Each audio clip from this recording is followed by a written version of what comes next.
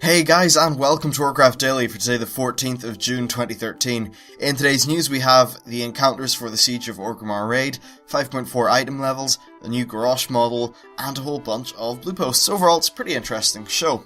So, for the Siege of Orgrimmar, MMO Champion has data mined models for all of the new bosses, or at least most of them. I'll keep a video of this running as we go through the news, and overall I think they actually look pretty cool, so yeah, quite interesting.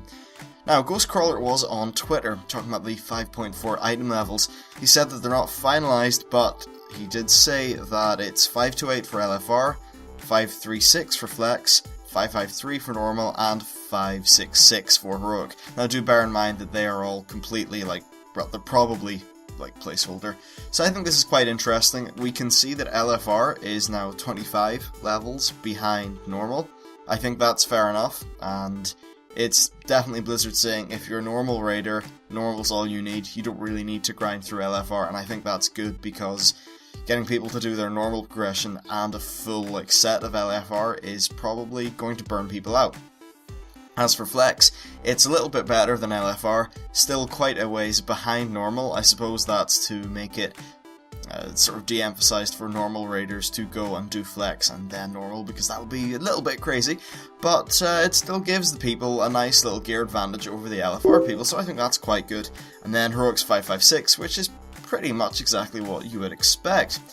Now, in another tweet, Ghostcrawler was talking about the new Garrosh model. Someone asked if it was indicative of the new Orc character model. Now, Ghostcrawler said that that depends, and he asked for some feedback, so it definitely seems like, at least in Blizzard, the jury's out as to what the model will be. I'd assume that all of the new animation tech and stuff that's rolled into the base model for Garrosh can be used for the new character model. And I think it would be pretty nice to get new characters because, well, have you looked at an orc recently? They look pretty damn horrible. Now for blue posts. The first thing is Kil'Jadens cunning. This has been the talk of the last few days. It's got a significant nerf. So Blizzard said that being constantly able to cast while moving wasn't an intended feature for Warlocks, which is the reason for the nerf. Now, patch 5.3, the change made it too attractive, so that's why they've nerfed it in 5.4. They said to players that the new Kil'Jadens cunning isn't on a global cooldown, so it won't interrupt a Warlock's casts. So if, a thing of fire appears below you, you're halfway through Chaos Bolt, you can still finish your Chaos Bolt and it won't hurt your DPS. Although, it's definitely not what it used to be in 5.3. So for tier pieces, they've confirmed that they don't have any plans to remove tier from LFR. Now do bear in mind they said that they wouldn't in this expansion, but they seem to be considering it for the next expansion.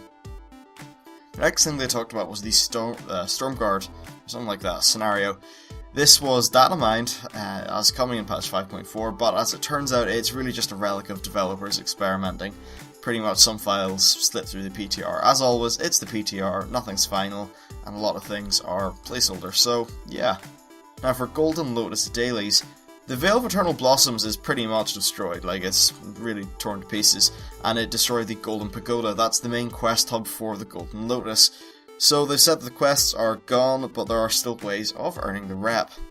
The next thing they talked about was the legendary catch-up, so just getting people sort of race through the early legendary quest stuff so they can get to the current content. They said that the 5.0 and 5.1 items will drop from the Throne of Thunder LFR, and they will also drop at a significantly higher chance from the tier 14 LFR. I assume that's significantly higher than current. Now, the last thing is the Flex raid system. So they said that the Flex raid lockout will work similar to LFR in terms of repeating bosses, so you can go back, use more bonus rolls, perhaps get trash drops, that kind of thing. Now there is one unique thing. So say you are in a 12-person group, you kill the boss, just the first boss, yeah, you kill the first boss. You then leave that and join a 20-person group. Now you may actually have to kill that boss again, because if one person in this new 20-person raid hasn't killed that boss, then the whole raid will have to kill it again. So I suppose that's probably what people would expect, but it's just nice to have some solid confirmation. So that's it for today's show. Now I do plan on trying to get into the LFR soon. I've been trying and I just cannot get a character copied over. Hell, I can't even log into the thing. I get a 107 error, which is quite bizarre. So I'm not really sure what I'm going to do about that, but I would definitely like to get some first-hand coverage of the PTR. But anyway, until then, the current model of things will have to do. So thank you for watching, please like if you like the show, and subscribe if you want some more, and I'll see you guys later, bye.